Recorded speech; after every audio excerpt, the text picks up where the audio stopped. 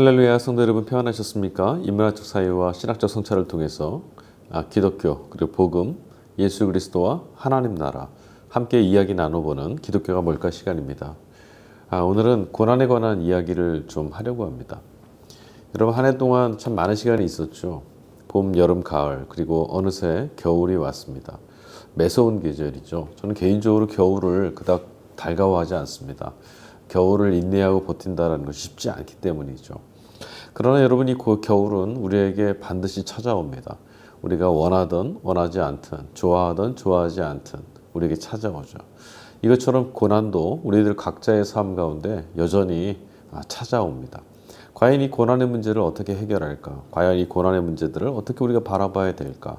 오늘 성경이 또 기독교 신앙이 우리에게 가르쳐주고 있는 바를 함께 좀 이야기 나누었으면 좋겠습니다.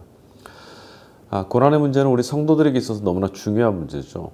특히 이 땅을 살아가는 모두에게 중요하겠지만 더욱이 성도들에게 있어서만큼 이 고난은 참 끊임없이 붙들고 씨름해야 될 주제 중에 하나일 수밖에 없습니다. 왜냐하면 우리가 전능하시고 선하시며 인자하신 하나님을 믿고 있기 때문이에요. 오늘 우리가 직면해야 될 현실과 우리가 믿고 있는 하나님, 우리가 바라보고 있는 하나님과의 사이에 이 괴리를 우리는 경험하게 되죠. 아무 일 없을 때는, 별일 없을 때는 하나님은 늘 우리에게 신실하시고 하나님이 참 좋으신 분이지만 일단 이 고난을 직면하게 되면, 그리고 이 고난이 잠시 있다가 사라지는 것이 아니라 계속해서 우리의 삶을 붙들고 끊임없이 우리 가운데 함께할 때, 이 고난의 터널을 길게 통과해야 될 때는 우리는 하나님에 관해서 질문하지 않을 수가 없습니다. 실제로 이렇게 찾아오는 고난들 가운데는 그 원인과 이유에 대해서 우리가 비단 잘 이해할 수 있고 생각해 볼 수 있는 것들도 없지 않아 있죠. 근데 우리가 게을러서 또는 어떤 일들 때문에 이런 현실이 찾아왔다 우리 이해할 수 있고 생각할 수 있고 원인을 추적해 볼 수 있는 문제들도 있습니다. 그러나 실상 우리 각자가 경험하게 되는, 우리 모두가 경험하게 되는 이 고난과 인고의 시간들, 느닷없이 찾아오는 이 절체절명의 위기들은 설명할 수 있는 일들보다는 사실 설명할 수 없는 일들이 훨씬 더 많습니다. 고난도 유익함이라 성경은 분명 말씀하고 있지만, 고난도 유익하다라고 하는 이 고백이 우리 자신의 고백이 되는 순간은 결국은 이 고난을 지나고 나서야만 입증되고 고백될 수 있는 말들입니다. 우선 우리는 이런 시간을 보낼 때, 다시 말하면 이 고난 가운데 있을 때, 고난이 왜 우리에게 유익한가라고 되물어야 되는 이런 상황 가운데 있을 때 이 고난의 의미에 대해서 먼저 좀 알고 싶어 하죠. 힘겨운 시간, 좀 어려운 시간을 지내고 있어도 이 힘겨운 시간 안에 이 터널을 통과해야 되는 내가 감당해야 될 이 시간이 의미가 있는 것이다라고 우리가 알 수만 있다면 그래도 좀 지나갈 수 있습니다. 이후에 이것이 어떤 의미를 가질 거야. 이 시간이 이후에 나에게 어떤 시간이 되어줄 거야. 아니면 무엇을 위한 것이야. 라는 것을 우리가 분명하게 좀 알 수만 있다고 하더라도 고난을 지나치는 데는 훨씬 더 짐이 가벼워질 수 있을 겁니다. 하지만 이런 질문을 아무리 많이 던져도 결국 내게 닥쳐오는 것들은 찾아온 고난을 설명할 수 없다는 겁니다.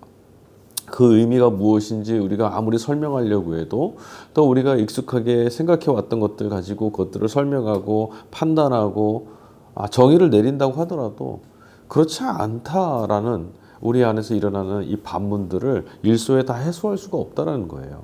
그게 적용되지 않는 경우가 훨씬 더 많고요. 그래서 우리가 욥기를 볼 때 그렇지 않습니까? 욥에게 찾아온 고난에 대해서 욥의 친구들이 조언을 하지만 그것이 욥이 처한 상황에 대한 바른 해석이고 정의가 될 수 없었던 것과 같은 이치라고 할 수 있어요. 왜 나에게, 그리고 도대체 언제까지? 이 물음을 아무리 물어도 대답은 우리에게 찾아오질 않습니다. 그래서 우리는 허무하죠. 의미를 발견하려고 했고 그 의미에 관해서 질문하지만 그 질문에 대한 답변이 돌아오지 않을 때 우리 참 낭망에 빠지게 되고 외롭고 고독하게 됩니다. 그러나 그때 그 순간에 이르러서 우리는 또 다른 방향으로 질문을 던지게 되죠. 어떤 질문을 던집니까? 도대체 우리가 이 고난 중에 왜 있을까라고 하는 질문이 하나님은 도대체 그럼 무엇하고 계시는가라는 물음으로 바뀐다는 거예요. 하나님이 왜 우리를 이 상황 가운데 방치하실까? 하나님은 분명 능력도 있으시고 하나님은 분명 선하신데 왜 나를 이런 상황에 이런 고통 가운데 버려두시는 걸까? 질문하지 않을 수 없게 된다는 거죠. 여기서 비로소 우리는 하나님의 선함, 하나님의 정의에 관한 문제, 신학적으로 이것을 신정론이라고 하는데요. 하나님의 정의에 관한 문제를 던지게 됩니다. 그러니까 우리 자신이 갖고 있는 물음에 대해서 이제 하나님께로 물음을 돌리는 거예요. 하나님이 선하시다라면 이런 불의함을, 이런 억울함을, 이 아픔을 좀 지워주시거나 건져주시거나 고쳐주시거나 해결해 주셔야 되는데 그렇지 못하시는 것, 그렇지 않은 걸 보면 하나님 의지는 선하시지만 이런 상황을 어찌하실 수 없는 것은 아닐까? 그리고 하나님은 전능하시다라는 전제를 통해서 본다면 하나님은 무엇이든 하실 수 있으신데도 우리의 이 억울함을 신원해 주지 아니하시고 악인들이 오히려 형통한 것처럼 보이는 걸 보면 하나님은 악한 분은 아니실까? 이 질문을 던지게 된다라는 거죠. 여러분 어떻습니까? 이 물음에 답하실 수 있겠습니까? 우리가 아무 일 없는 상황에서는 이런 물음에 그건 당연한 겁니다. 하나님 선하십니다라고 우리가 기계적으로 응답할 수 있지만 지금 우리가 이야기하는 것처럼 각자가 짊어지기에 너무나 극심하고 내 영혼의 뿌리가 흔들리는 것처럼 잠들 수 없는 밤이 우리 영혼에 찾아올 때 그 고난 가운데 있을 때는 이 물음은 결코 쉽지가 않죠. 하나님을 변론해드리고 싶고 하나님을 신원해드리고 싶고 그런 하나님을 믿고 싶지만 우리의 내면 안에서부터 도대체 하나님은 무엇 하시느냐라고 하는 이 불퉁거림이 멈춰지질 않는다는 거예요. 자, 이 질문을 하기 위해서 여러분 우리 두 가지 전제를 먼저 기억해야 합니다. 하나님을 어떻게 우리가 설명할 수 있고 이 고난의 자리에서 우리가 어떻게 이 걸음에서 헤쳐나갈 수 있을까라고 하는 이 중차대하고 절체절명의 위기 속에서 하나님의 정의에 관한 질문, 이 질문을 드리기 전에 우리가 붙잡아야 되고 또 기억해야 될 전제사실이 있다는 거예요. 우리는 고난 앞에서 이미 길을 잃었습니다. 낯설은 일들, 낯설은 상황, 낯설은 사건 앞에서 어찌해야 될 바를 알지 못해서 길을 잃어버린 것과 같아요. 그래서 지금 우리가 하나님이 계시다라고 하는 전제하에서 이 질문을 다시 하고 있는 거죠. 낯설은 고난 앞에서 어떻게 해야 될까 답을 못 찾아서 하나님이 계시니, 하나님이 계시다면 이라고 우리가 질문을 했어요. 자, 기독교 신앙, 다시 말해서 하나님을 믿지 않는다라면 하나님이 왜 이러신가? 왜 하나님은 불의함을 놔두시는가? 하나님은 왜 이 고난으로부터 우리를 건져주시지 않고 우리의 간구와 신원을 응답하시지 않는가라고 하는 이 물음은 애당초 성립될 수가 없습니다. 지금 이 물음의 전제가 뭐였죠? 하나님이 계십니다. 그런데 하나님이 왜? 라고 질문한 거예요. 그래서 고난에 대해서 우리가 이 물음을 던지려면 먼저 하나님이 계십니다라고 하는 것을 전제로 하는 기독교 신앙의 틀 안에서 이야기를 시작해야 합니다.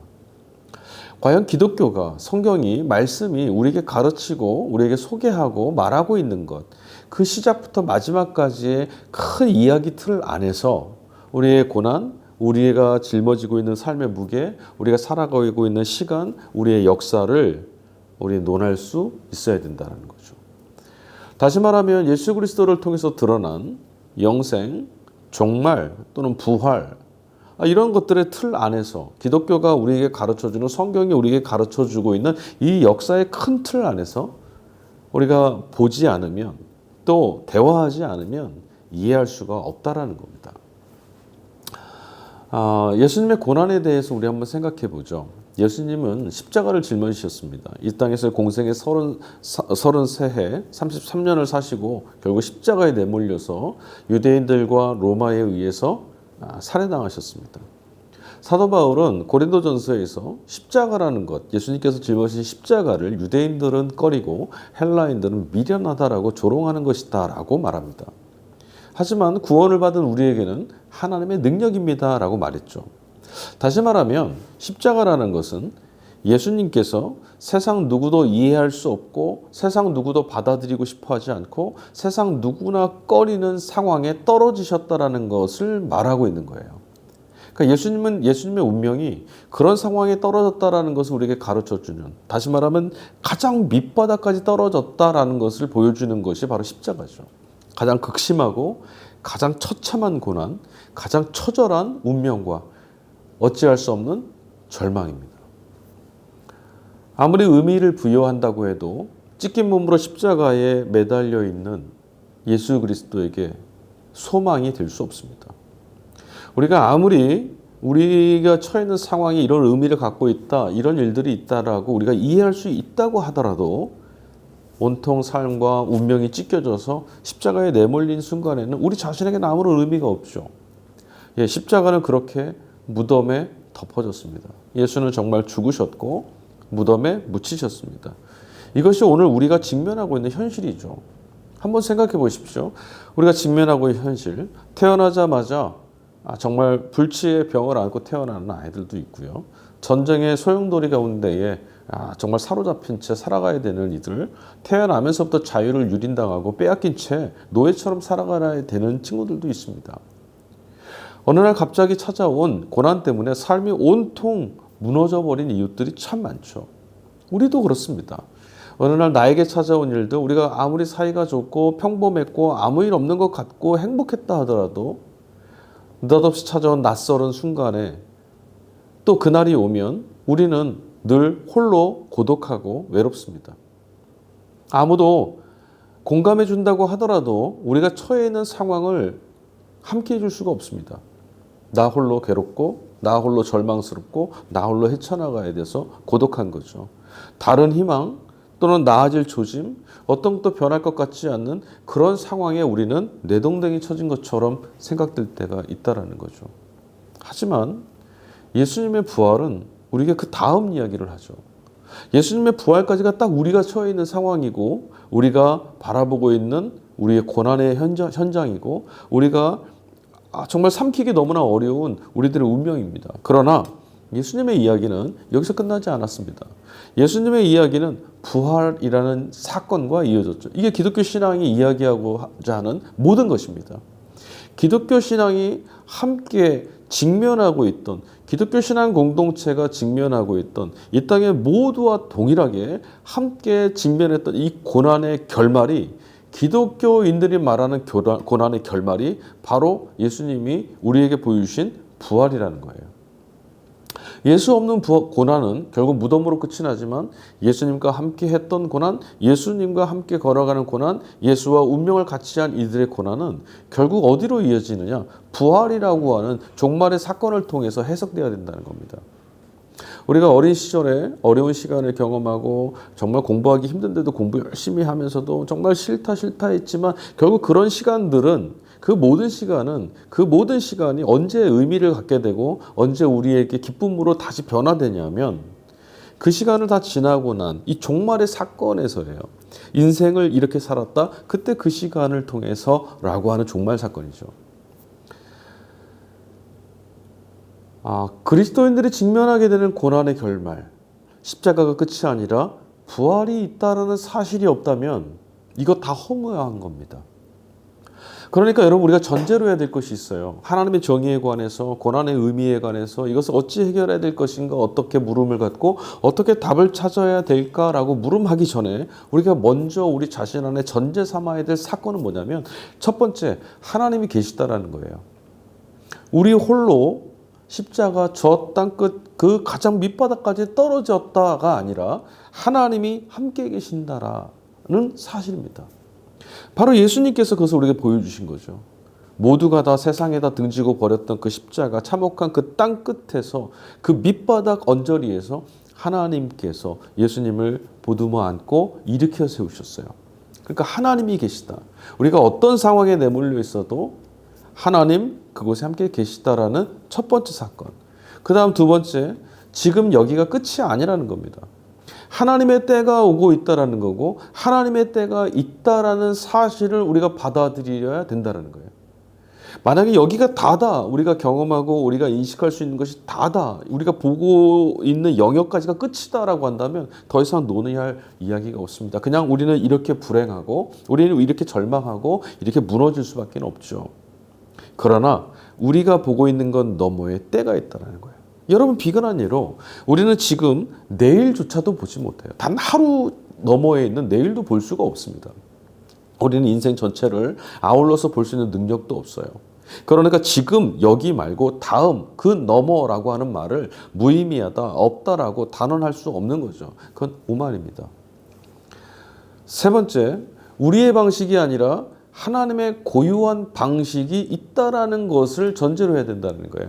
하나님이 고유한 방식으로 하나님만이 하실 수 있는 능력과 방식으로 우리를 구원하신다. 생명의 구원, 다시 말하면 부활이 있다라는 사실, 종말이 있다라는 사실을 우리가 전제로 하지 않는다라면 우리는 고난 앞에서 아무것도 답할 수 없고 고난 앞에서 아무것도 할 수가 없습니다. 우리는 나 자신과 또 우리의 삶과 이 세상에 찾아오는 고난을 막을 수 있는 도리가 없습니다. 그 누구라도 마찬가지입니다. 운 좋게 잘 지나간다고 해도 마찬가지죠. 또 고난은 찾아올 겁니다. 왜냐하면 고난이라고 하는 이 고통이라고 하는 이 절망이라고 하는 이 어찌할 수 없는 이런 이 공포와 두려움과 염려, 근심으로 짓눌리는 사건들은 결국 우리가 죽음 안에 있다는 것을 보여주는 증상들이거든요. 다시 말하면 죽음이 기다리고 있는 존재가 바로 우리들이에요. 우리들 모두죠. 피할 수 없습니다. 결국은 적어도 여기에서, 적어도 이 땅에서, 이 삶에서 고난 자체를 우리가 어찌할 수는 없다라는 겁니다. 그러나 앞서 예수님에 관한 이야기를 말씀드리면서도 언급했지만 이건 우리 이야기의 끝이 아닙니다. 예수 그리스도가 계시지 않았다면, 하나님이 계시지 않았다면 우리 이야기도 여기서 끝이겠죠. 그러나 우리 이야기는 여기서 끝나지 않습니다. 모든 슬픔이 기쁨이 되고 모든 아픔이 회복이 되며 모든 절망이 영광으로 뒤바뀌는 날이 있습니다. 그런 날이 오고 있습니다. 뿐만 아닙니다. 우리가 이 그리스도 예수 안에서 갖고 있는 이 소망은 오늘 절망 속에서도 죽음에 삼키지 않고 아무리 밑바닥까지 떨어져 있어도 거기서 무너지거나 깨지거나 상해서 죽음에 삼켜지지 않도록 우리를 붙들어주고 우리의 생명을 지켜주며 우리를 부활로 인도하시는 하나님께로 이끌어줍니다. 당당하게, 비록 오늘 힘이 없어서 쓰러질 것 같지만 당당하게, 비록 오늘 아무것도 바뀐 것이 없어서 눈물만 흐르는 그런 날일지라도 소망이 있는 자처럼 살아가는 것이 바로 그리스도인들입니다. 왜냐하면 가장 밑바닥까지 떨어졌으나 하나님이 그곳에 계시며 가장 밑바닥까지 떨어졌으나 하나님만이 하실 수 있는 고유한 방식으로 살려내셨고 가장 밑바닥까지 떨어졌으나 종말의 영광을 그분에게 주신 하나님, 바로 예수님의 십자가와 부활을 통해서 우리 가운데 함께 계시는 하나님이 계시기 때문이죠. 그래서 여러분, 예수 그리스도가 계셔서 우리는 참 괜찮습니다. 고난 앞에 있지만 이 고난의 운명이 끝이 아니고 다음의 이야기가 있음을 가르쳐 주신, 아니 그 길을 열어놓으신 예수님이 계셔서 우리 모든 인류는 절망과 두려움, 고난과 핍박, 환난과 공포, 그리고 죽음에 버려지지 않습니다. 하나님은 그곳에 계시며 그곳에서 우리를 구원하십니다. 다음 시간에 다시 뵙도록 하겠습니다. 감사합니다.